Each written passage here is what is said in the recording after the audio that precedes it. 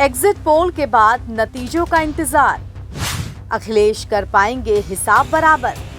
Kannauj Mainpuri seat पर टिकी सबकी निगाहें।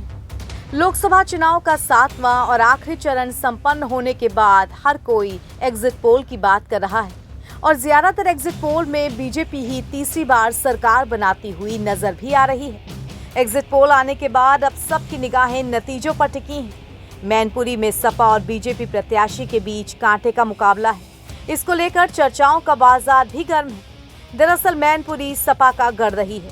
साल 1996 से लगातार यहां सपा ही जीत रही है। 2019 में सांसद बने मुलायम सिंह यादव का निधन होने के बाद 2022 में हुए उपचुनाव में डिंपल यादव ने यहां से 2.5 लाख से अधिक वोटों से जीत हासिल की। इस बार डिंपल यादव फिर से चुनावी मैदान में हैं, तो बीजेपी से प्रदेश सरकार के पर्यटन और संस्कृति मंत्री ठाकुर जयवीर सिंह मैदान में हैं।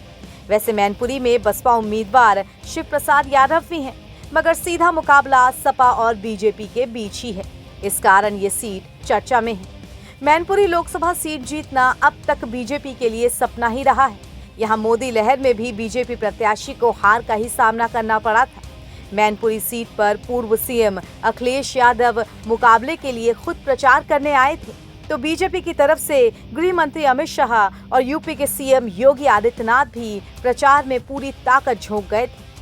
आइए अब बात कन्नौज की कर लेते हैं, क्योंकि यहाँ से मैदान में तो खुद सपा प्रमुख अखिलेश हैं, मगर उनकी जीत से डिंपल की हार का बदला जोड़ा जा रहा है। दरअसल 2019 में सपा बसपा गठबंधन से चुनावी मैदान में उतरी डिंपल यादव को बीजेपी के सुब्रत पाठक ने पराजित कर दिया था। इससे 5 साल से सपा इस सीट पर वनवास में है और इसी को मिटाने के लिए पिछली हार का हिसाब चुकता करने के लिए खुद अखिलेश उतरे हैं। और अखिलेश यादव के चुनावी मैदान में होने से कन्नौज की सीट उत्तर प्रदेश में चर्चित भी हो गई है। सपा नेताओं का मानना है कि डिंपल की हार का बदला लेने के लिए सपा ने पूरी ताकत झोंक दी है। वहीं इस सीट पर बीजेपी का कब्जा बरकरार रखने के लिए सुब्रत पाठक ने हर संभव सियासी दांव खेला है। दोनों प्रत्याशियों के बीच दिलचस्प लड़ाई है। अब देखना होगा कि आखिर ईवीएम खुलने पर जीत का ताज किसके सिर सजता है। कन्नौज सीट के इतिहास की बात करें तो साल 1998 से 2014 तक यहां पर सपा का कब्जा रहा। साल 2000 के उपचुनाव में अखिलेश यादव पहली बार यहां से सांसद बने। इसके बाद लगातार 2009 तक अखिलेश यादव तीसरी बार सांसद बने।